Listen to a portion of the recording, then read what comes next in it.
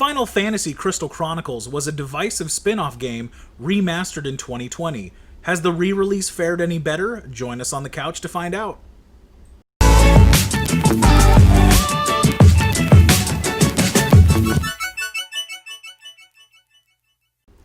The story begins with a simple premise, and moment to moment this does not change, although there is a grander narrative which can be unearthed by the player. Long ago, miasma appeared in the world and monsters with it. The four playable tribes gathered in settlements around giant crystals, whose blessings cut through the miasma.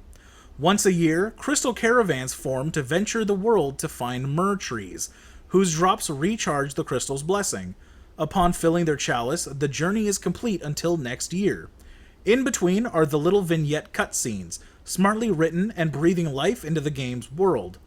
These vignettes include a story about a disgraced knight, Team Rocket-style bandits, philosophical discussions of the state of the world, and a scholar who wanted to stop the spread of miasma. The only thing they suffer from are horrendous loading times, which often don't even justify the time of the scene itself.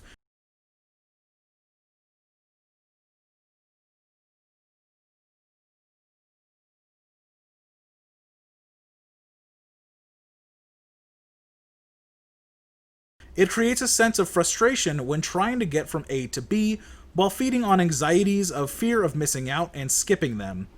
Once the grander narrative is pieced together, bite by bite from these vignettes, the story really does feel greater than the sum of its parts, and give the cutscenes more weight and value. The best writing, though, definitely comes from the narrative introductions for each dungeon. They are the highlights of every year, especially when a new dungeon is discovered, and serve as the perfect prelude to get the dungeon crawling, loot collecting hype on. The game has a lot of atmosphere. The world feels alive both in terms of individual NPCs, but also the landscape itself. You'll occasionally run into other NPC caravans from towns you can visit. Much like other people playing the game, these caravans feel as if they are on a journey similar to your own. These encounters are accompanied by vignettes, each building the world a bit at a time with multiple self-contained stories. The miasma streams rotate elements every year, sometimes changing how or if you'll be able to reach certain areas. The physical features can also change, with the major river drying up a few years in, but can be revived through specific actions taken by the player. Even access to certain loot or areas can be determined by actions in other dungeons, or if you've already completed that dungeon in previous years, called dungeon cycles. Upon entering each dungeon, a brief story pertaining to the area is narrated by a previous caravaner, evocative of that pop-up storybook feel from the map. The dungeons feature a large amount of diversity. They feel like very different parts of the same world tied together by the narrator. The remaster promised new post-game dungeons, but they turned out to just be harder reskins of previous areas. The accompanying music is also very diverse, whimsical and bouncy in the Mushroom Forest, brooding and melancholy in a settlement whose caravan never returned. The instruments and arrangements used feel like music in fairy tales, although they can loop depending on how long you spend in each dungeon.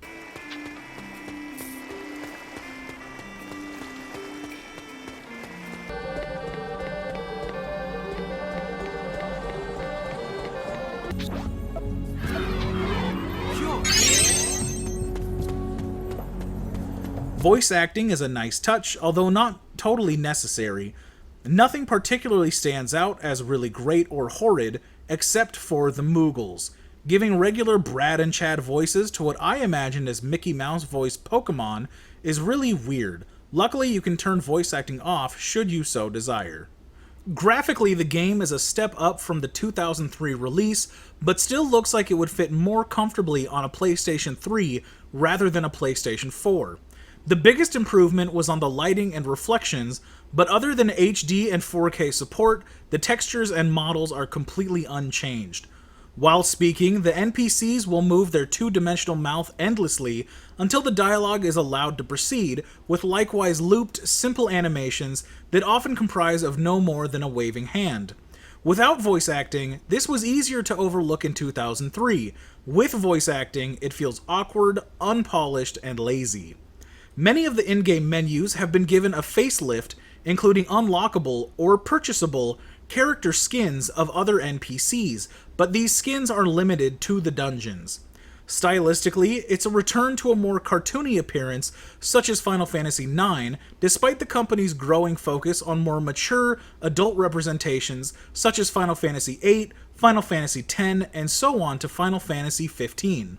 Other than that, the style is straightforward Final Fantasy. Bright colors and an anime-like appearance, but Crystal Chronicles is uniquely stripped of anything steampunk for a more organic, rural presentation, including plants that act as water pumps. The remastered graphics, while definitely better than almost 20 years ago, do not show a 20-year improvement, or even a 10-year improvement. In staying so true to the original, with no real innovations even in the first release, this game felt a little aged in 2003, and certainly does in 2020. It has the title of Remaster in the same vein as Dark Souls, a higher resolution, smoother frames per second, perhaps slightly too lazy port, rather than a remake such as Spyro, Crash Bandicoot, or Shadow of the Colossus. Despite many of its shortfalls and disappointments, this is a game that I have a lot of fun with. It's casual enough to be played for an hour or two after a successful day of work, school, or errands, but still provides enough depth that a whole weekend can be lost spent marathoning this game and still wanting more. The game is also very cheap, even by port or remaster standards. At only $30, it's a reasonable price for old and new fans alike. Some people will play a dungeon or two, put the game down, and forget about it. Most people will probably beat the main story in about 25 to 30 hours. There is no hard end, meaning the most loyal of fans could get well past 80 or even 100 hours. The 4 different tribes mostly play the same, with mild variation, but can give a nice motivation for replayability, especially online. It's just a shame that the multiplayer doesn't really work. There is no New Game Plus, but with the way the game is structured, it doesn't feel like including one would benefit the game, and the re-release does have harder post-game dungeons. The entertainment value is our attempt to roughly measure how much time of entertainment you're getting per dollar you spend. If you go to a 2-hour movie for $10, that would be an entertainment value of $5 per hour, although it cannot measure the quality of that entertainment. The lower the value, the more entertainment you're getting per dollar spent. At $30 for 30 hours, this gives us an entertainment value of $1 per hour, still better than going to a theater. Despite being a game that I find fun given its problems, and despite being extremely optimistic about this remaster, I find myself even more disappointed than I was with the original. The decision to not include couch co-op for a game that was created entirely around that concept really hurts it.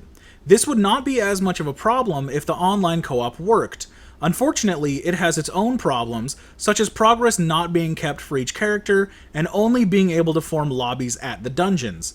Final Fantasy Crystal Chronicles should have been much better received if multiplayer was easier to play, and in an era where multiplayer accessibility is increasingly reliant on Wi-Fi or online play, the difficulties doing so at launch is a huge death blow to the already troubling legacy of this game. As of September 4th, Square Enix and the development team have acknowledged these problems and are promising to rectify them, most likely not with the inclusion of couch co-op, but only time will tell. The other major headache are the unjustifiably long loading times. The game simply does not look good enough, nor have the scope where the loading times make sense. As a PC gamer, I'm used to solid-state drives rendering loading times a thing of the past, and perhaps so close to the next-gen consoles with solid-state drives, Square Enix didn't think this would be as much of an issue. But for a game which barely fits in with the last generation of consoles, let alone the next, it is a problem and can exacerbate issues with pacing that the random short cutscenes sometimes cause. If you're looking for some sense of nostalgia, then Final Fantasy Crystal Chronicles Remaster delivers with not much else. The opportunity to really spruce up this game and perhaps make it something great was unfortunately missed, likely sealing this game's fate as a forgettable title with a small, devoted cult following. While in 2003 this wasn't a bad place to be, 2020 has seen an embarrassment of riches, with quality, affordable AAA and indie titles that might be worth more of anyone's time. And again, I'm saying all of this as someone who enjoys playing this game. At the end of the day, Final Fantasy Crystal Chronicles Remaster has earned 1.5 out of 5 cushions from the couch, just enough that you wish your buddy could play with you, but not enough that they want to or would be comfortable doing it. If you made it this far, just wanted to say thank you for sticking with me. I'm Dylan, and if you enjoyed what you saw, please give it a like. If you want to see more in the future, join us on the couch and hit that subscribe button.